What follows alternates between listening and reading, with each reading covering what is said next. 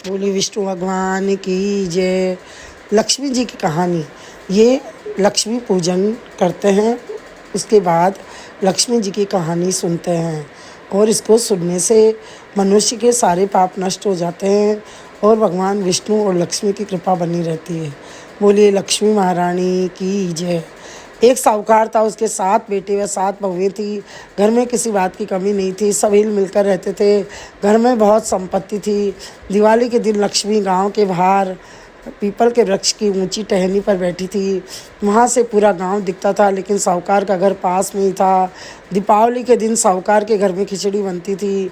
बड़ी बहू आई, रसोई में खिचड़ी का पानी चढ़ा गई, नमक व हल्दी डालकर चली गई। दूसरी बहू आई, उसने चावल मूंग उबलते पानी में डाल दिए। सोचा कि नमक भी डाल देती हूँ, उसने नमक डाल दिया। तीसरी बहू आई, उसने देखा कि आज खिचड़ी बनने में समय लग रहा है, उसने भी बिना पूछे ही नमक डाल दिया।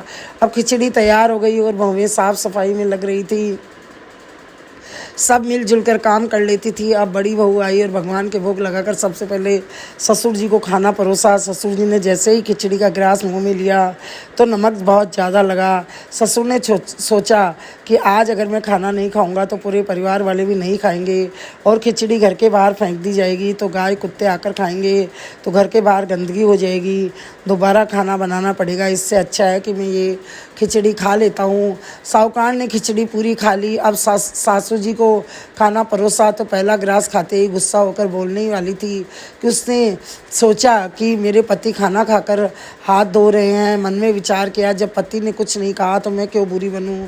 सास ने भी खाना खा लिया। अब जब घर के बड़े बेटे को खाना परोसा तो बेटा जैसे ही खाना खाने बैठा तो खिचड़ी खारी लगी। मन में विचार किया कि ऐसी खिचड़ी माता पिता खा सकते हैं तो मैं क्यों न खाऊं। उसने भी पूरी खिचड़ी खा ली, खाना खा लिया।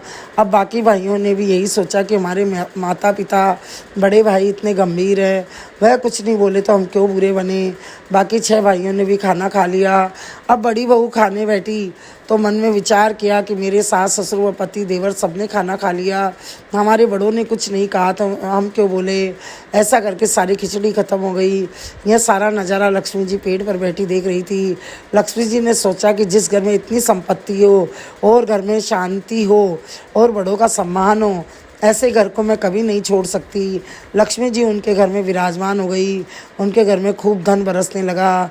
दिन दूनी रात चौगुनी तरक्की होने लगी, पहले से भी ज़्यादा संपत्ति हो गई। हे लक्ष्मी जी, साहूकार के आई वैसे सबके आना, कहता न सुनता न हुंकारो बरताना, अपने पूरे परिवार की रक्षा करना। जिस घर में बड़ों का सम्मान व छोटों से प्यार होता है वहाँ स्वर्ग होता है। परिवार की सुख शांति ही सबसे बड़ा धन होता है। बोले लक्ष्मी महारानी की जय।